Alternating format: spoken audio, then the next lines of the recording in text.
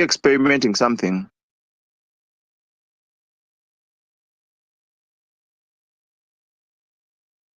Uh, or your app to start you around?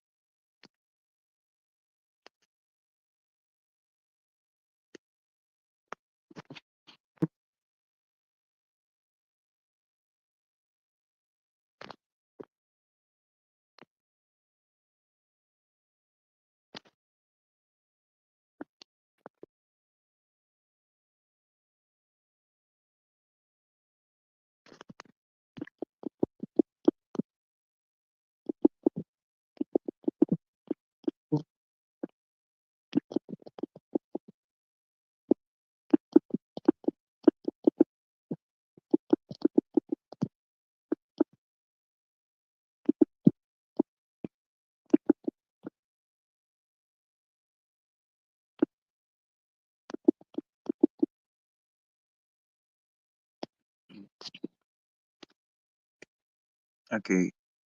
Uh,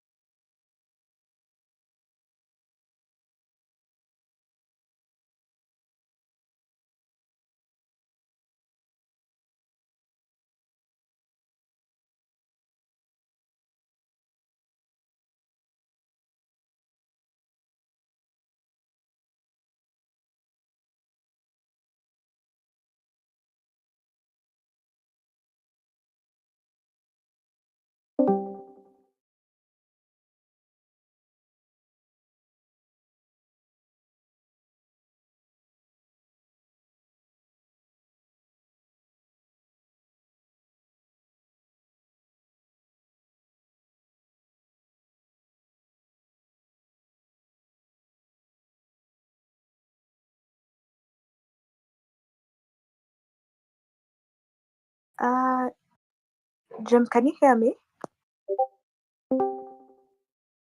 Now recording. Okay.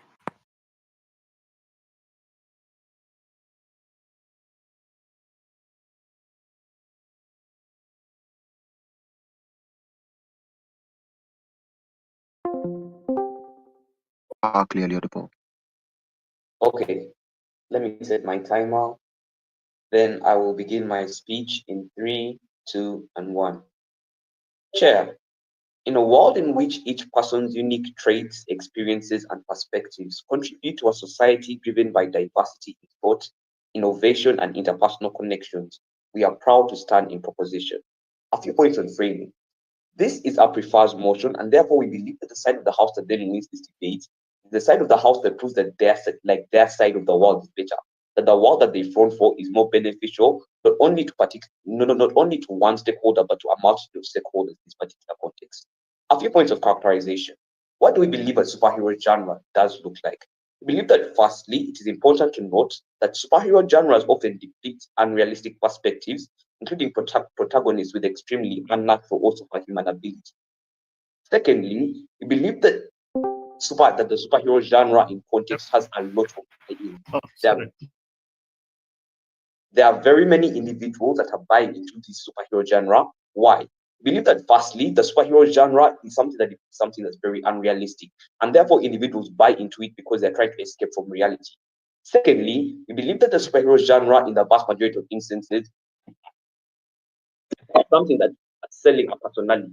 The vast majority of instances, the superhero genre is selling personalities. Like, do you want to be as cool as Batman, as smart as Batman? Do you want to be as strong as Superman? And this is something that we believe is something that is true and something that cannot be contended by side hope.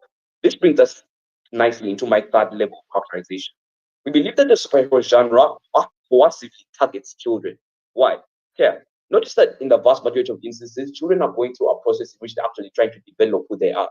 They're trying to develop their identity, develop who they are, their personality. The superhero genre is very popular among children and youth because the superhero genre it sells them a personality. It tells them if you want to be a good person, you should be rich like Batman, you should do this, like this, like this. It then sells them this personality, constantly targeting individuals who are unable to be extremely rational and who are unable to actually develop their own identity. Lastly, on characterization, believe that the superhero genre is extremely dominant in the entertainment industry. It is very it is viewed on very many. It is very dominant. It is viewed by very many people. It releases the best movies on box office. It is extremely popularized by the media. Now, what do we believe then that a world without this genre looks like? We believe that it is a world in which individuals are not sold unrealistic images of perfection. It is a world in which individuals are able to develop their own identities without having the pressure or the coercive manipulation to actually become something that they may not actually be able to become. Into our argumentation, we have two substantive arguments within this debate. Firstly, is on indoctrination. The thesis of this argument is that superhero genres in of themselves sell individuals, especially children and youth, personalities. Several layers of analysis on this. Firstly, clear, note that it is very important to notice that different individuals have different personalities. Different individuals have different things they want to be, different goals, different aspirations, and this is something that we believe is very important. Secondly, we believe that the superhero genre deprives individuals of the ability to actually develop their own personalities because they incentivize individuals to actually believe that, hey, if I want to be accepted in society, then I have to do this like how Batman does it. I have to do this like how Superman does it. It sets them an expectation and programs them to behave in a particular way. It indoctrinates certain narratives into individuals and thus strips them of their own identity. What are the impacts of this argumentation? We believe that it is inherently very important individuals have the ability to actually develop their own identities. For children to grow up and become what they want to be based on their own personal experiences. We then believe that in a world in which the superhero genre then strips children of this ability, this fundamental right, and programs them into seeking or aspiring to become something that they may not particularly want to be, believe that this is something that's inherently wrong. Secondly, believe that another impact of this argument is that superhero genre inherently strips individuals of the ability to achieve self-realization, to become exactly to determine who they want to be, because it inherently, programs individuals to follow some particular narrative. Onto our second argument is on the homogenization of media. Notice, we believe that the superhero media is something that is extremely dominant within media. It's something that is very popularized by the media. Several layers of analysis. We believe that firstly, people who generate movies, the media in of themselves are very capitalistic in nature. They are most likely going to invest money into a genre in which they believe that has a lot of buy-in, something that has been already characterized. I believe that superhero genre has a lot of buy-in, and because of this, the vast majority of instances, movie companies are more likely to actually invest into these particular movies, into making movies like Spider-Man, movies like Superman, movies like Batman, because they believe that this is where they're going to earn money. What is the impact of this? We believe that then in a world in which the media is extremely dominated by this particular narrative, by superhero narrative, that the media then becomes extremely monolithic. It becomes a media in which other genres, such as, let's say, sci-fi, action, or history, are unable to actually grow, to have influence in society, because individuals are only buying into superhero media, and this becomes, superhero genre, and this is perpetuated because the media is going to continue to invest into the superhero genre because of its very heavy buy-in. Something that we believe is inherently wrong, because when the superhero genre becomes extremely popularized and there are no other narratives going on within society, we believe that the superhero genre in of itself is harmful, as we have shown. We believe that superhero genre is something that strips individuals of their inherent right to actually determine who they want to be and do what they want to do, like to determine their own personality. Chair, if you do not get anything from my speech, I believe that something that's very important within our case is that we believe that people's individual autonomy or personality is something that's very important. And in a world then that the superhero genre then denies individuals the ability to actually determine who they want to become, and it manipulates their individual personal, like their self-realization. I believe that this is something that's inherently wrong.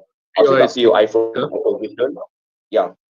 Speaker, do you buy into the idea that because I have autonomy, I can still choose to vote into a superhero genre, not necessarily that I'm ignoring the others, but I'm exercising autonomy?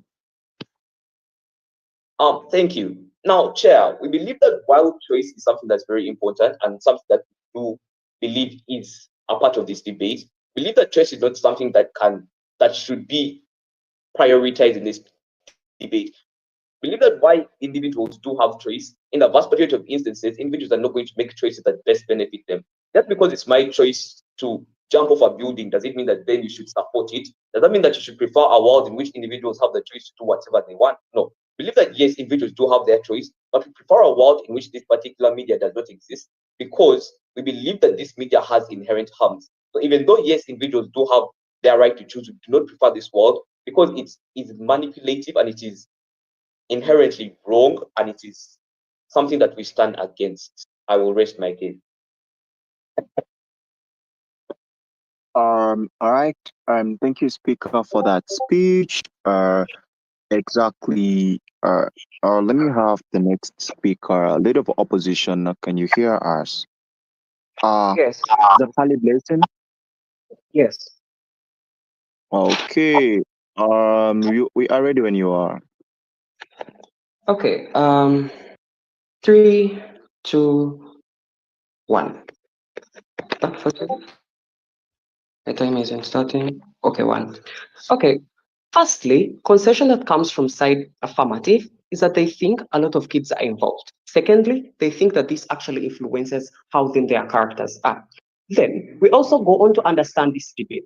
Firstly, we understand that since a lot of character is being shaped by a lot of media, then we feel that we should have sort of a preference of a media that is more on values that then help these citizens to develop themselves in society. So proud to oppose. Firstly, on the responses, they tell you that this is so unrealistic, and then it is going for more people who want to really escape from the reality. Escape from their reality, and therefore a lot of people are going for this because they feel that they cannot deal with what is happening in their life. Firstly, that is wrong. On proving, we think that a lot of people do watch media. That does not mean that we are basically running away from devils, that we are hiding under our beds. It basically means that people are sitting out for entertainment. We lack analysis on why a lot of people who want to, dive away from their reality go into things like this, and why they don't go into things like music, or why they don't go into things like inspiration, or why they don't go into thrillers or things that even teach them how to kill, because they are trying to find a place to put their anger. We think this whole debate is left on a wide scope of comparative. We are comparing whether a superhero world existing is better off than having several other genres still in status quo. Pano, we think that in instances where you actually claim that a lot of people want to run away from their reality, it's actually false, because we think superhero movies don't give you a lot of run to from your reality, or don't give you a lot of whatever of, a buy-in into, some safe space that you can actually hide away from the devils that are actually hunting you. We think things like maybe thrillers, or how to kill a person, or maybe action, or things like that give you a more pronounced measure on to hide your own, effects, or you hiding your entire grievances and stuff like that. The one concession that we'll make is that a lot of these viewers are children, and then we'll actually explain in our speech how we think it then influences them growing up. The other thing that they actually talk about is that they think there's some sort of, media dominance, and other genres are not thriving. Understand that the characteristic of these media houses is that they are competitive in nature. It is up to them to do all it takes to actually go on top of the market. We actually don't see how it is a problem, but we see it is a problem if at all there's no existing competition, and they are just lying around and not being so creative enough. The other point of analysis is that we understand that what makes media dominant is one, the actors, two, the management, third, the funding, or people actually who work on sets and stuff like that. The good thing is that working in a superhero movie like Superman does not basically mean that I will never act in an inspirational movie. That basically means that these management, funding, and actors can also be transferred to other genres, and they can also be in the competition. We think competition is necessary, and the whole point of media dominance does not make sense. The other point is that they say that a lot of people don't have self-realization. That is to say that they think a lot of people want to be like Batman, want to be like Superman. And what they give in defense to this is the fact that a lot of people have demands from society to become like the superhero characters. Firstly, it's a lie and it's false. A lot of societies do not demand for you to be as perfect. Do not demand for you to be like Superman, because not everyone subscribes to these actual measures. Secondly, we think it's quite unrealistic for you to claim that society wants you to become like Superman. They don't want you to fly, they want you to become a good person. And I'll show you how this is very important and how they achieve this through superheroes themselves. But also their counter. Their counter in itself is that they think a lot of people they think that actually these superhero movies should be eliminated from the system, so people do not have the unrealistic perfectionist in itself.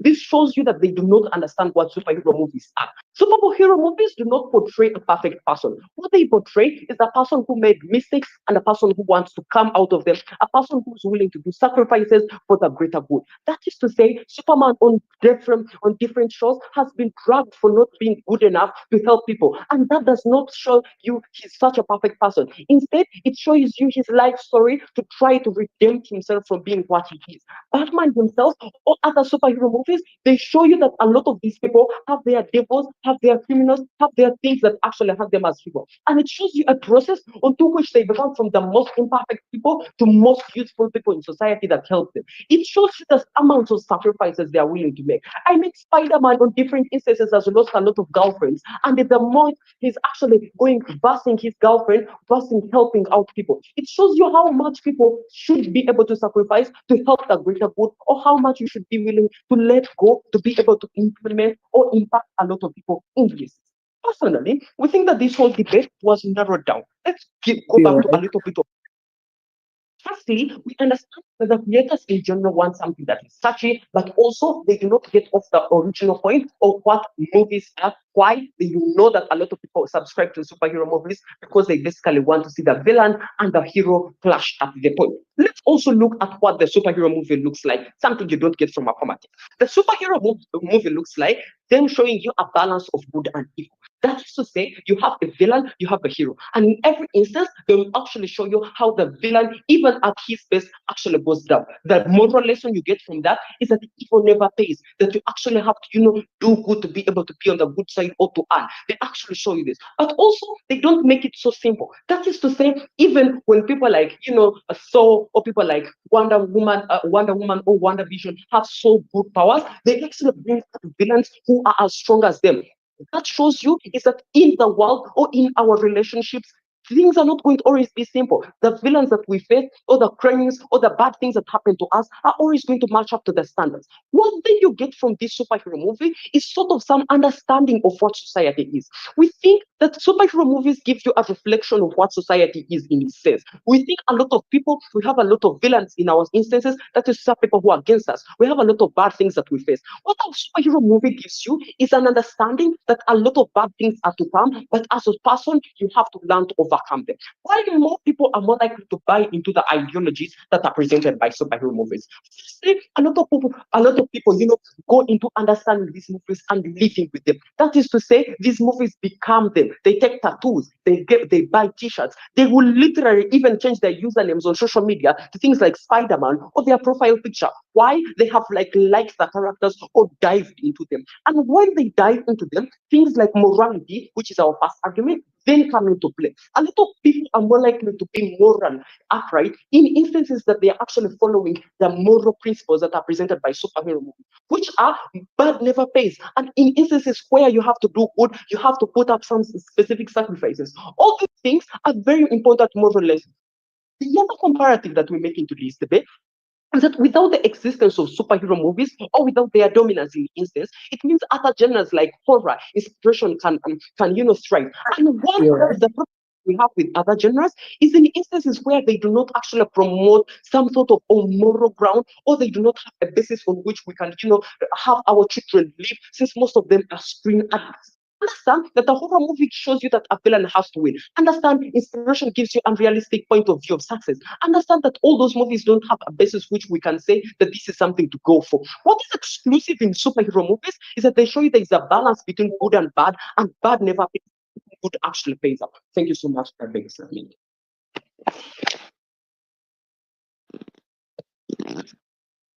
All right. Thank you, Speaker, for that speech. We now invite the Deputy Prime Minister to extend the government case. Okay, I think I'll just get confirmation whether or not you can hear me because I'm using a different device. Could you hear me? Yeah, your different devices audible. Okay, cool. All right. Before I start, I think I'll just want to let everyone know, because this is being recorded, that Cynthia, I am very, very sorry for everything that went down. Yeah, I think that's it. I'll prefer my POIs in the chat space to prevent interruption of the device. Cool. I'll start my speech in 3, 2, 1. So, panel, I think the debate is at a point in time where, one, we fail to analyze ideally what makes superhero movies different. I think this is something very, very important. What we get from their side of the house is a lot of things on, one, superheroes are maybe people who are depicted as heroes over villains, and that good will always transcend over bad, and that is very important. What we got to show you, or what our response to that, is still back to the idea of what makes superhero movies important, or what makes them popular in the first place. I think a sort of clarity needs to be drawn onto why people subscribe to superhero movies and the difference that those movies carry from a lot of other movies. One, we cannot imagine that in the existence of other movies, like Christianity movies, that still preach for good over bad, or other movies like even drama soaps that still preach for good over bad. We still need to assume that there is something different within superhero movies aside from the preaching of good and bad that drives people to that. I think that is something that personally I just wanted to put clarity on. Still, then how does that then play into the debate? From our first speech, what we give you is a sort of mechanization of what the difference is in superhero movies over a lot of these other genres. One, One, we tell you on ideas that superhero movies make money of selling characters and selling personalities onto other people. I don't think we get any mechanization on their side of the house on why inherently that is a problem in that particular regard. Still, what we show you is that superhero movies monetize themselves by selling certain character traits or selling certain personalities to individuals and to their gross market. This is why people actively subscribe to superhero movies. People watch Batman because they want to be as cool and as nonchalant as Batman. People watch Spider-Man because they want to be as cheeky and as funny as Spider-Man. These are things that are all real in tonight's debate. And I think as the debate continues, we need to understand how these particular things play on the other side of the house. I think I'll continue with a bit of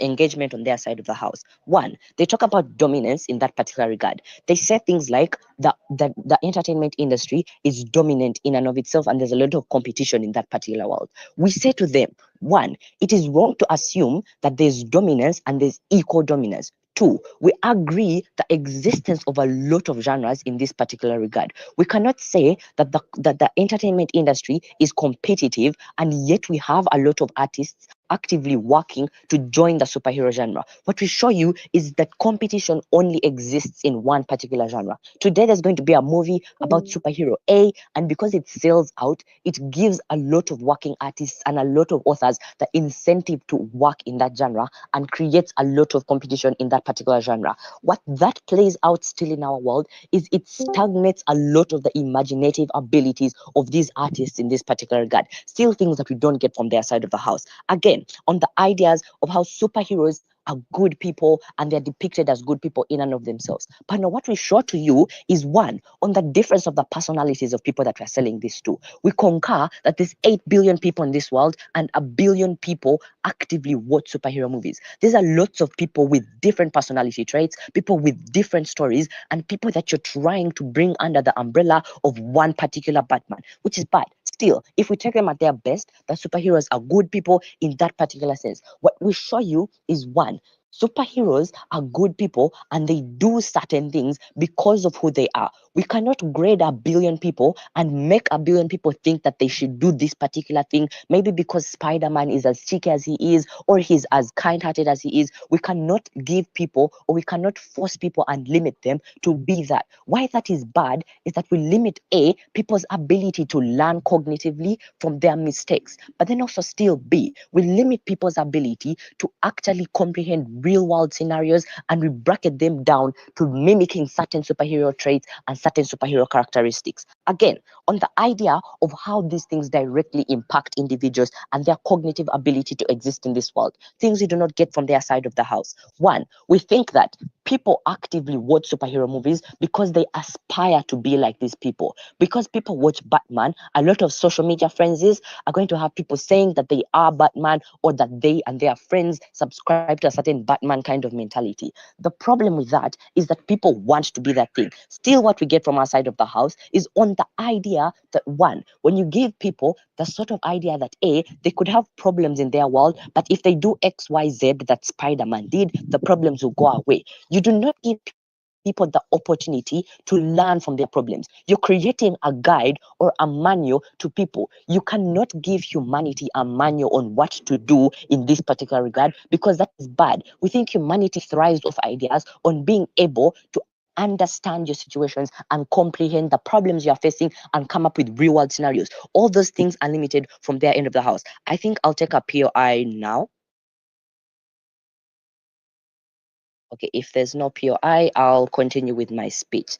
Still, I think then now we need to downplay into the idea on what the comparative is in this particular side of the house. One, we imagine for the people, what does it look like? We think that the world we live in today actively has people wanting to be like certain superheroes. Why that is bad is we still give you mechanization on how that limits people's cognitive ability. On our side of the house, people have the ability to interact with real world scenarios and learn from them. People have the ability to self-actualize in and of themselves and be the things that they possibly want to be. We think it is wrong for us to push those kind of things, but then still, also, it is is wrong, are good, or all superheroes have the things that we want humanity to be collectively. We think that certain superheroes like Batman preach for things like extravagance, preach for things like pride, preach for things like being socially held back, and all those sort of things. That is bad because you make everyone think that that is what is the it thing, or to be as cool as Batman, they need to be that. We think that is still bad for the people at the end of the day.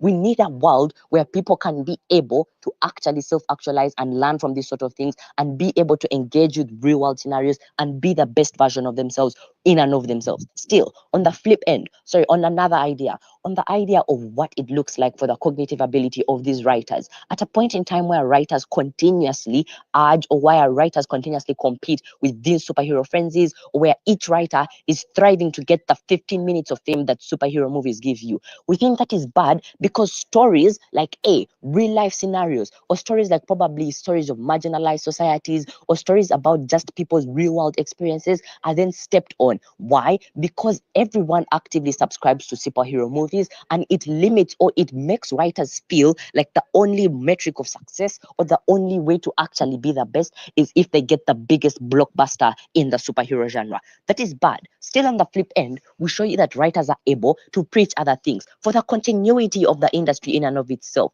What happens when we do not have other superhero movies coming up, or when we cannot have another Batman, or we cannot have another superhero frenzy in and of itself? The problem with that is the problem with that is we cannot guarantee continuity of the system because a lot of people subscribe to the superhero movies. We need a world where writers are able to continuously grow, and a lot of genres are able to spring up. We think that the system is largely stagnated in and of itself. And again, on something that probably Glenn is going to talk about, is on the idea that people feel the obligation to do these sort of things that Spider-Man does. People feel the obligation to root for these sort of things, and people feel the obligation to Yes, please.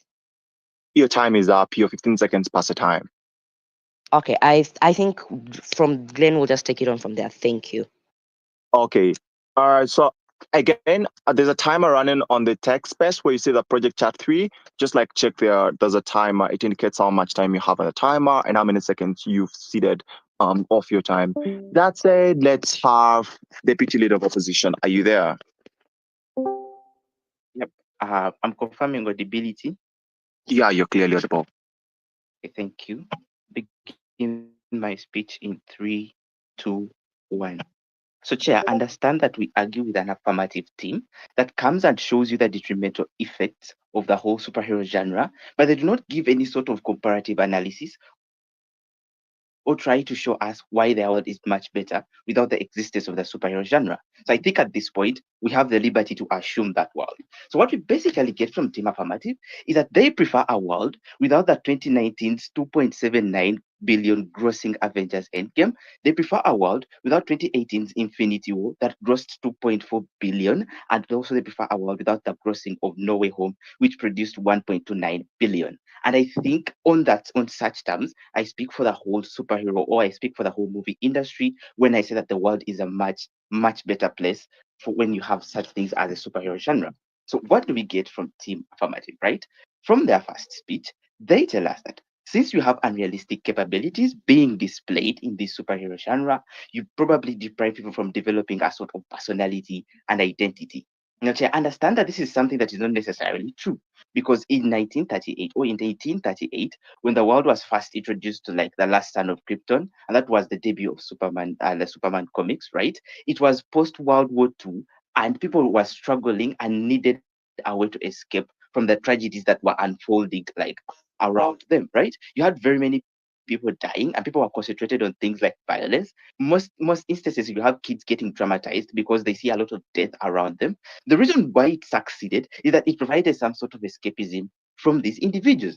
Now, one thing they do not understand, and one thing where they contradict each other, is that they say that people cannot develop a personality, yet they're the same people who say that this sort of genre sells some sort of personalities to these individuals. The reason why you have a personality like Clark Kent, like come up in such a time, is to show individuals that even if tragedies unfold, even if your home planet gets destroyed, you should not let such an issue take a toll on you. Because the character in of itself is like a sentient being that was exiled from its planet after it had gotten destroyed. That in of itself was to depict like the World War II and a lot of destruction and things of the sort. So it was a sort of personality that they were selling to these children, and that's the audience they say that it mostly targets, which is also not necessarily true. It goes ahead to show you that this symbol of hope that was introduced in such a genre was one that was able to like foster some sort of character development for these individuals, because the characters themselves that they say deprive some sort of personality development, these are individuals that are undergoing real life tragedies, right?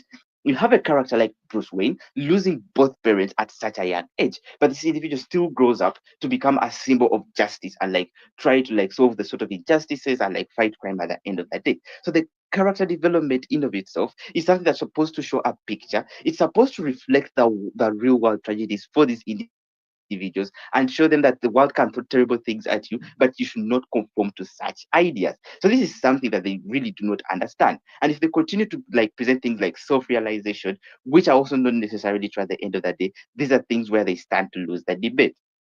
Second thing he talks about is that you sort of have some sort of monopoly on the movie industry and things of that sort. But okay, let's say this were true, right? So what is the danger of having the superhero genre monopolize the industry? We feel like there's no any sort of danger because firstly, it portrays like some sort of good character for these individuals and it helps kids to like have some sort of character development. Secondly, it grosses a lot of money for the superhero industry or for the movie industry. We have very many individuals being employed in such sectors, something which I'm going to break down like in my whole speech, but that is something they still do not understand. We feel like for, at a point where you have the superhero genre generating billions of money for these individuals, they do not stand to lose at the end of the day. What the world looks like is that you have a lot of people being employed in such a sector in terms of VFX. You have these movie studios grossing a lot of money and benefiting and like expanding their sort of profits. How is this dangerous for them at the end of the day? Even if monopoly was there, we tell you in our first speech that still there's an element of choice, right?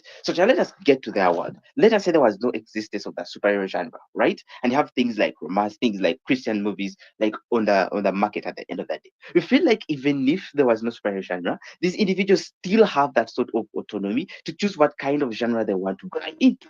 The reason why, like a Christian movie will not gross like on a box office or bomb at the box office is probably because many individuals don't want to watch that movie specifically. Now the danger is that in their world, where you have these movies not like grossing and not being chosen by individuals, you sort of leave them to some other sort of genres that are dangerous for individuals.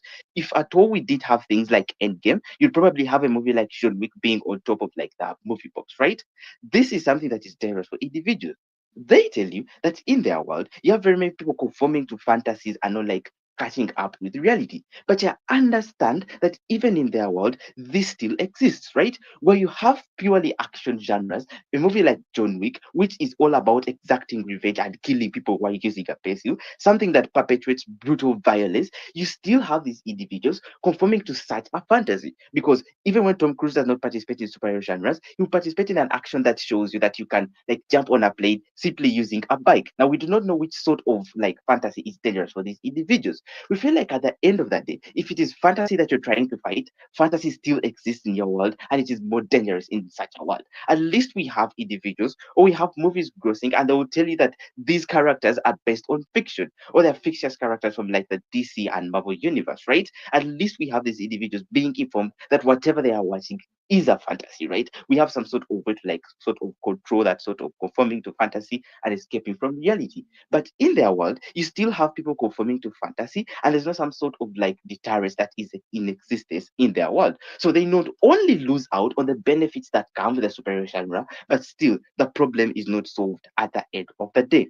Right. In their second speech, they continuously say that you can't force people to mimic characters that you sell to them in the superhero genre. Now, we feel like where he argues that you're going to limit people's cognitive ability or the development of cognitive ability, you need to understand, Chair, that the superhero genre is not only about like highlighting superheroes and things of the sort. There is some sort of education, knowledge, and also narrative that are part down through these genres, right? You have people like characters like Iron Man being displayed as billionaires, philanthropists and innovative individuals. It goes ahead to show you that still in the superhero genre, we have real world depiction that occurs there, showing you that success comes at how much can you contribute to the world or how creative are you at the end of the day. The message that comes from the superhero genre is not only about displaying the capabilities and abilities these individuals have, but it also goes ahead to show you that real world problems can also be solved with a good heart, and you don't need to conform to like the tragedies that unfold with you. So the stance of team proposition is really not clear.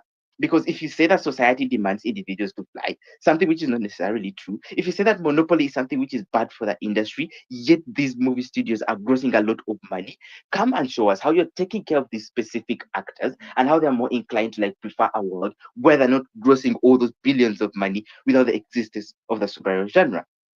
Yeah, you need to also understand that there's something that is at stake in this case, and that's the sort of economy that we generate or the money that we generate from the superhero genre. Speaking of the movie industry, we feel like you have a lot of employment being created. When a movie bombs on box office and these companies sort of make profits, we feel like they are more inclined to prefer a world where people are making a lot of money from such a genre, from things that are simple and things that portray like a good message to individuals. Now, what happens in their world that you leave people with genres like the horror genre, which are dangerous for people like kids, and at the end of the day, it's not a much better world.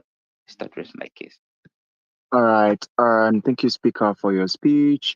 Let's now have the government whip to weigh up the debate on their side. Hope I'm audible. Yeah, you are audible. Okay. I'll start my speech in 3, 2, 1. Firstly, I feel like there's a huge misconception in this debate.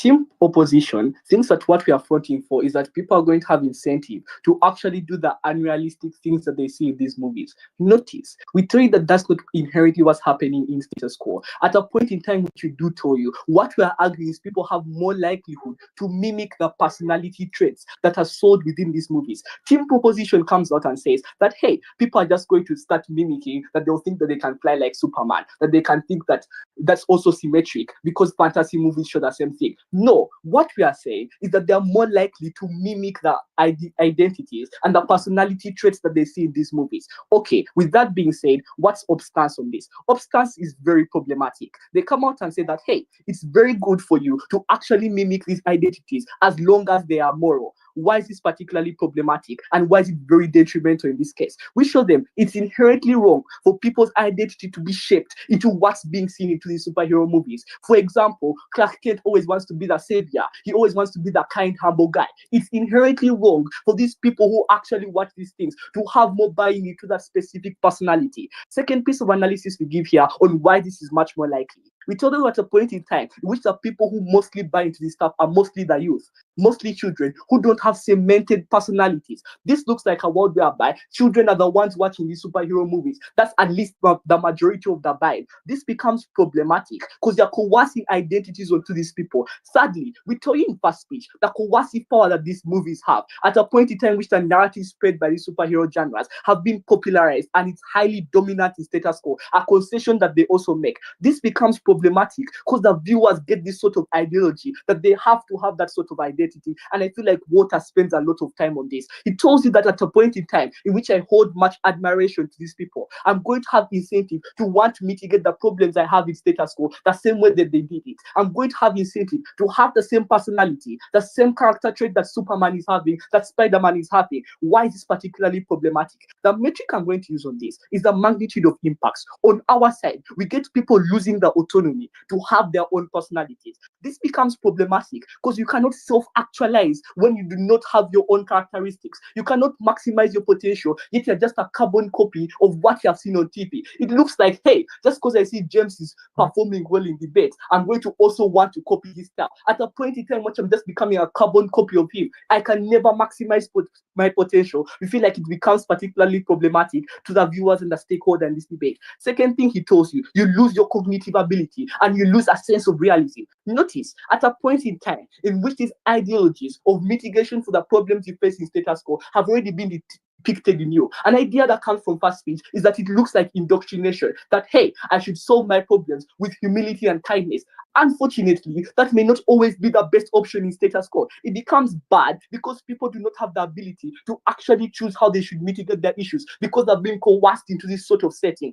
That piece of analysis here on the impacts you get on our side, you get a sort of discontentment. The analysis on this is that we have to argue it out in a reality. Notice, at a point in time which are always coercing these people to have humble gestures, to be some sort of saints and the like, this becomes bad because it's not always going to be like that. We have hardships existent in status quo. If your boyfriend is taken away by another hot girl, we feel like you're going to have incentive to let out negative emotions. Why is this particularly bad? The analysis you get from Walter is that you're going to be discontented and you're going to be dissatisfied with yourself because you're going against the things that you have admired from the age when you are young. That becomes problematic because it's inherently toxic for you to actually always want to be a carbon copy of what you have had. I'll take you on later. But what do we get from their side? We get the whole idea that, hey, they are incentivizing morality. This is funny because I don't think people are going to become prostitutes or people are going to become immoral just because superhero genres have disappeared from status quo. No, at a point in time which there are even better options for morality, we don't think your stance in this debate can be the whole idea of morality. What else do they say in their second speech? They come up with this idea that, hey, it's economically important for superhero genres to be there. We concede it may be important, but if they don't exist, other genres are coerced into being there in existence in status quo. At a point in time, people are also going to get buy into other genres. We don't feel like it's going to be particularly economically detrimental. Okay, second question we have on this debate on what's better for the movie industry. What do we tell you on this? We tell you innovation and creativity is inherently important when it comes to the movie industry. What do they say in response? That, hey, there's already competition within the movie industry. So, of course, there's innovation and creativity, that this coerces them to become better.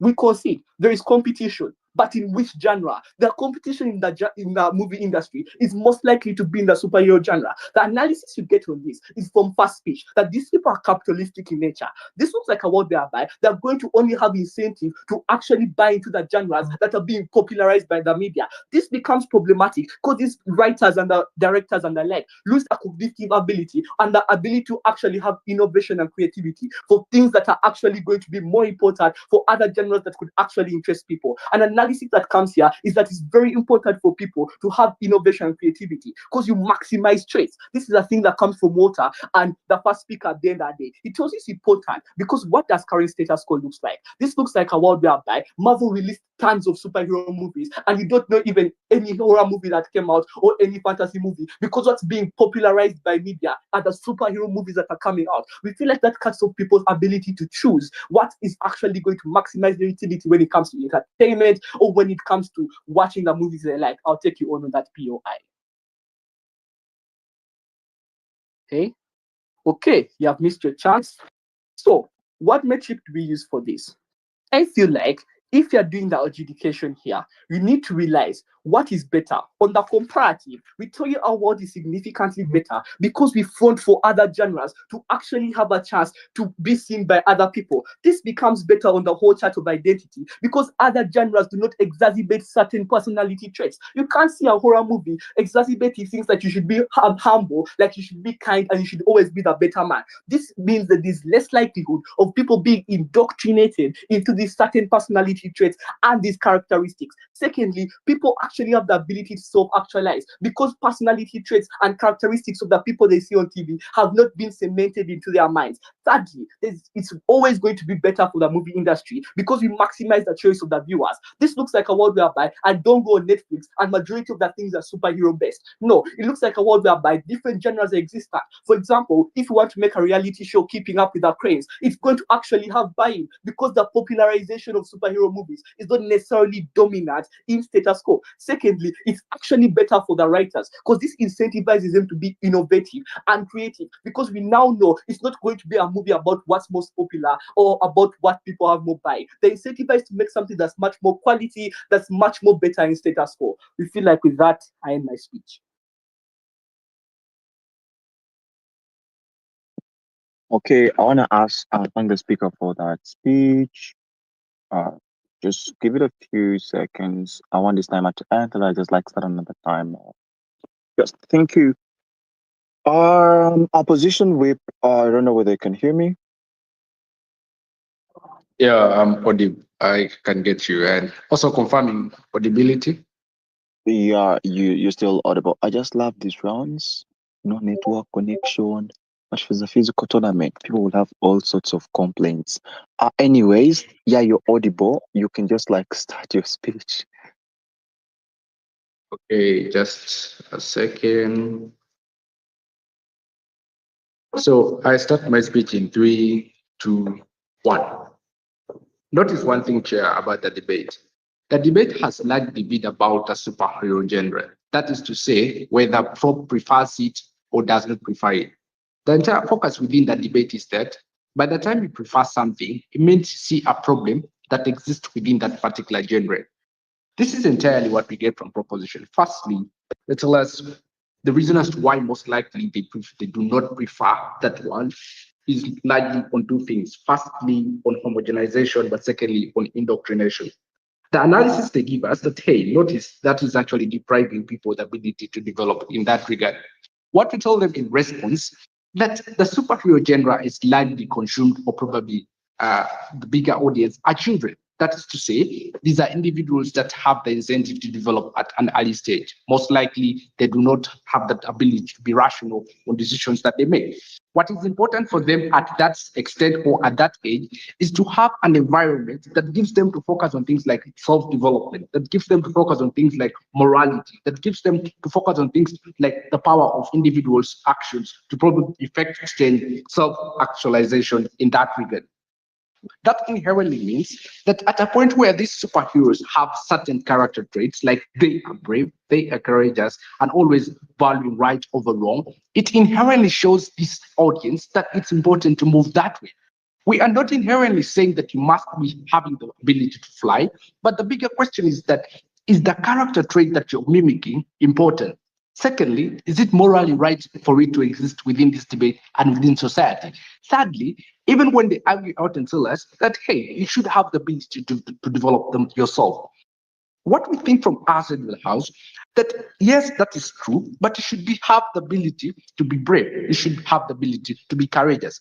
At a point where these particular superheroes teach you and probably have these traits, and you have the ability to mimic them and probably cement that in your mind, we feel this is something that is very much important. On a comparative, where you most likely do not have the superhero genre and you have horrors, what that inherently means that individuals within society most likely consume what they watch. That is to say, they believe in whatsoever they see because that is a sense of entertainment. It inherently means where you have a movie that is focusing on how bad, how good it is to revenge or probably to exist in the world of horror movies, chances are people are going to value things like radical mechanisms of resolving violence, like being ruthless and probably focusing on brutality within society. We think that that is something that is largely problematic and that cannot exist within this debate. But secondly, they tell us, hey, notice the problem we see with your world is that it is capitalistic in nature. Individuals focus on capitalizing probably their profits. We feel we can't debate this case. Why? Because the justification behind it is that that is actually how the movie world looks like. For you to probably succeed, you must be in position to gain your profits. In the event that we're arguing out this case, it looks like the reason as to why most individuals value the superhero genre is because that genre has had the ability to invest more resources, to invest into better characters that involve in that world, and also focus on probably streaming platforms to broaden its scope. We feel if any other genre is most likely in interest to want to be like that, they should just focus on the basics that lie within marketing, that lie within probably broadening their scopes. We feel that is not something you could probably argue out in that regard. But again, notice they tell us that, hey, this is actually going to limit cognitive ability of writers. This is the response we have. That the superhero genre does not only focus on movies. That is to say, you have other things like writing as well, meaning you have writers that engage within that work. We feel that on our side of the house, there is also an element of probably increasing the ability of writers to engage fully. But secondly, that if you want to broaden your ability to probably engage in that world, you must also be in position to be creative enough.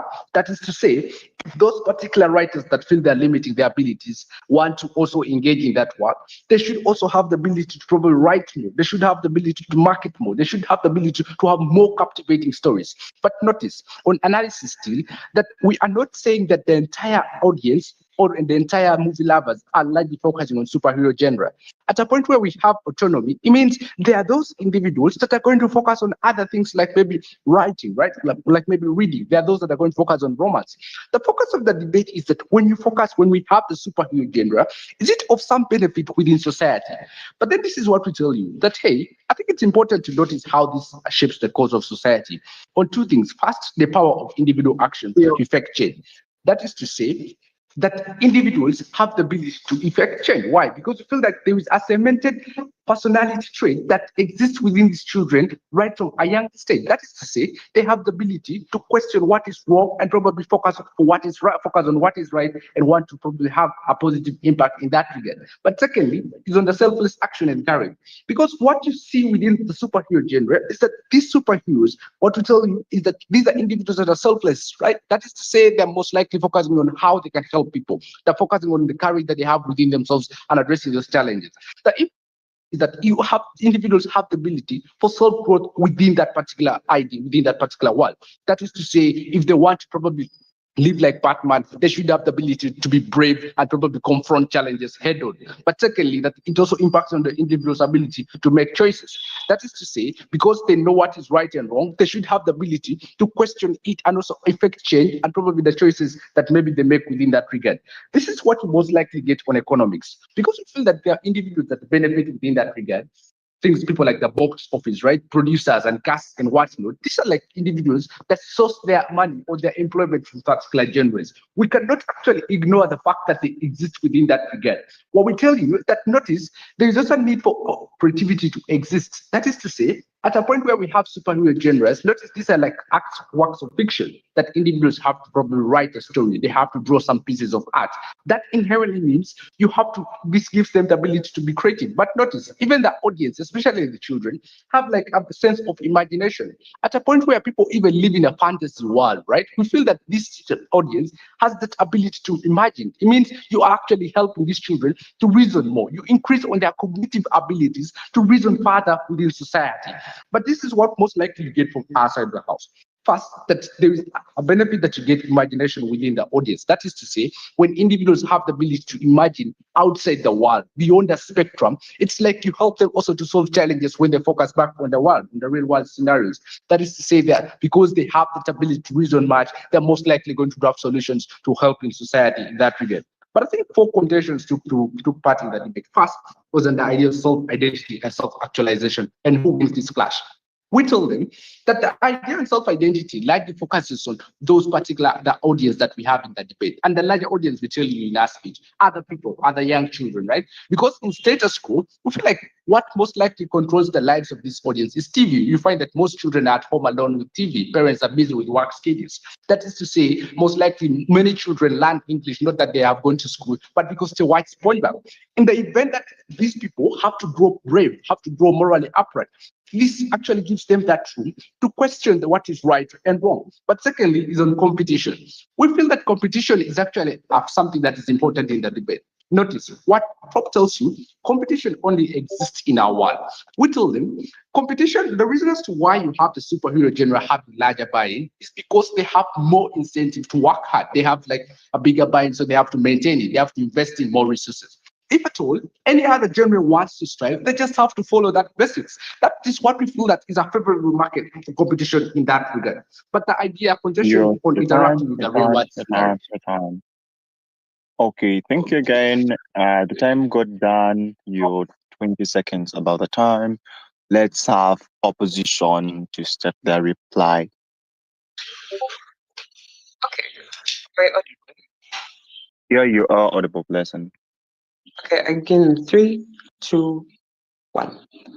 Basically, I think what runs in affirmative case is a lot of a one-sided view on the problems that happen. We do not get why they think superhero movies have this as a dominance in society, or why it is up to them to contribute to things like mimicking or believing in fantasies or people changing their characters. Why it's them that dominate them changing people. We think a lot should have been proved why these things are either exclusive or why they are either dominant, and that would have become a reason to eliminate superheroes. We think on instances where things like fantasy still exist in other genres, even when you might say they do not, we think things like inspirational movies will still make you think that someone like Pepe was someone who you can come someone like Pepe, even hidelining, even neglecting the fact that maybe he had natural abilities. It will still show you that the swimming champion did everything, like maybe training or stuff like that, neglecting his own personal abilities to have done the thing as a talent or something that maybe became natural, right? Which means these fantasies still exist.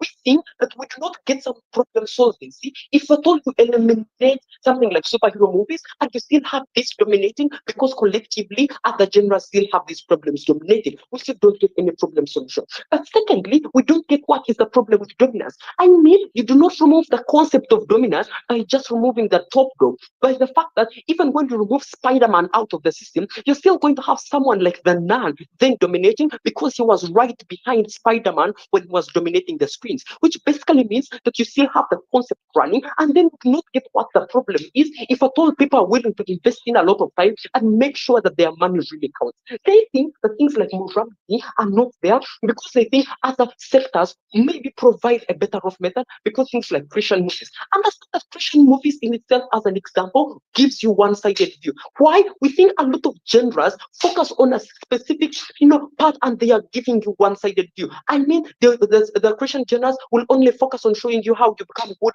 in the Christian life. I mean, things like inspiration movies will only want to show you how you become good with a lot of hard work, neglecting your own personal effort. What that means is that it is only exclusive to superhero movies, which gives you a balance of good and evil without sidelining who you are, showing you some sort of collective effort that even when you're bad, you can either become good, or even when you're extremely bad, things can still turn around, or how a bad life then winds up into bad situations. That moral principle, and the fact that a lot of people are willing to subscribe and go into the things, we think it's the more buy-in to take all the things, and a lot of people are willing to take it. Even when they may argue the things like fantasies, we do not get why they're exclusive to us, or why we actually should eliminate them for those factors. We think a lot of people, even when they want to understand that Superman, to be like Superman, they will not go to the extent of flying in the air because they cannot. They know it's their capability. But we also understand which fiction are people more willing to buy in to make their reality. I understand that Black Panther can jump off cars and stuff like that, but I cannot do that because I know it's based on fiction. But I understand that inspiration movie on Pepe was based on his life story. I want to work because I know that's achievable. But in instances where they have neglected the principles of human knowledge, human understanding, or understanding that I cannot be like Pepe because I'm not as strong as him, means I am following a fantasy that is more likely to achieve. We think in instances where people even are willing to follow some fantasy but do some good for the society, it is justified. In instances where we actually feel here, is that we give you a realistic point of view of understanding that a lot of people who subscribe to these movies are even willing to take up the correct moral stances that actually come with them, and they are not willing to cross borders to go to other things. Why? They know that it's based on fiction, and they're more likely not to go to that level. But it's a difference, and we also don't get a comparison on why they think that the movie represent is way bad than ours. Thank you. Okay. Thank you all for reply. Let's have proposition reply to state their reply.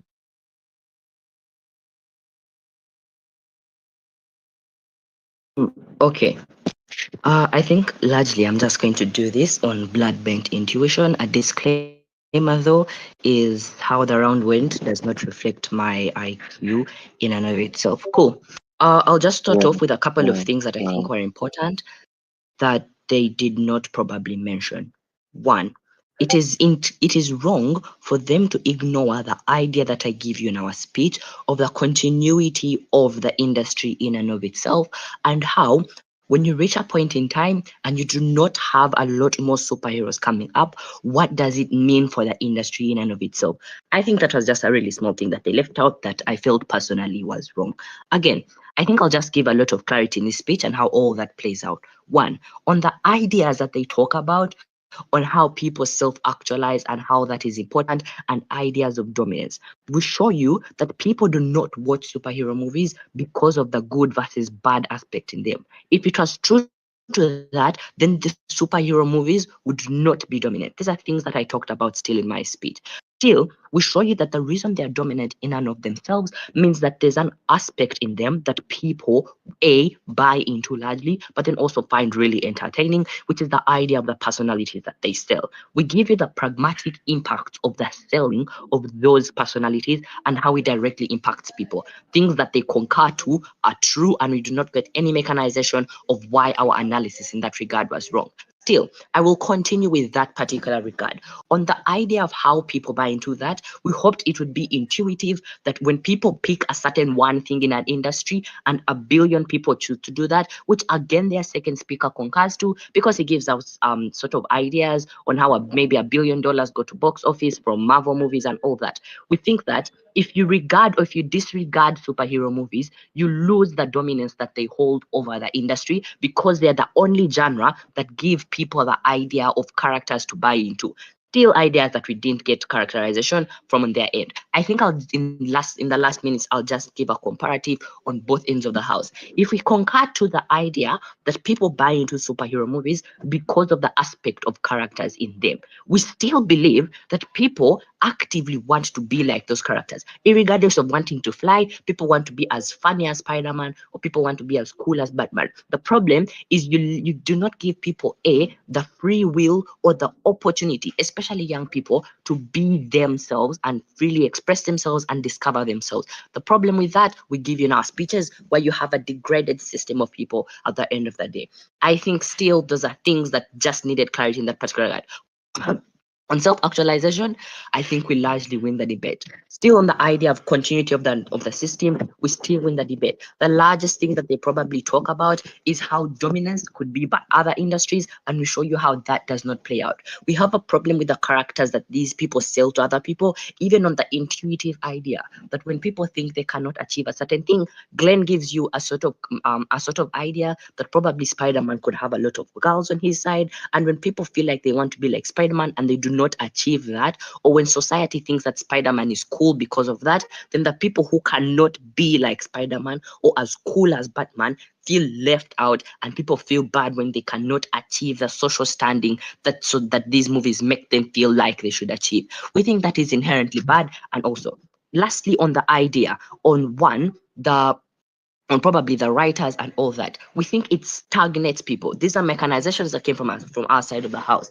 I think the problem, or something they probably did not understand, is on how largely it stagnates people's creative ability, because there's competition within the superhero genre, and everyone wants 15 minutes of fame, and everyone wants to have $1 billion on box office because of their movie. The problem is that you let the market only shift to one side of the house, and you limit people's ability to spread wide in genres. We think if it were not for these things, or on the flip end in our side of the house, we could have a lot more genres that are suitable to viewers on that particular side of the house. I think with that, I will rest my case. Thank you. Okay, thank you. Your feedback is ready. Just hold on. Let me just tell Jones to stop the recording. Oh, just give me a while. Okay. Otherwise, guys, the people around, you can virtually shake your hands. That is fine. Okay. All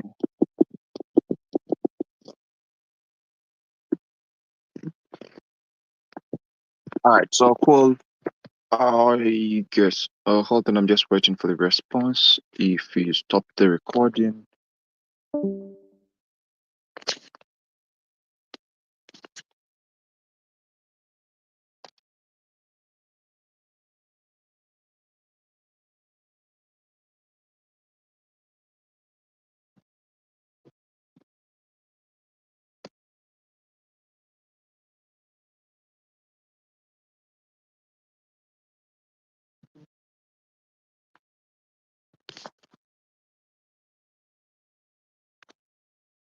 Hold on. I'm trying to power the device. Okay. Christ.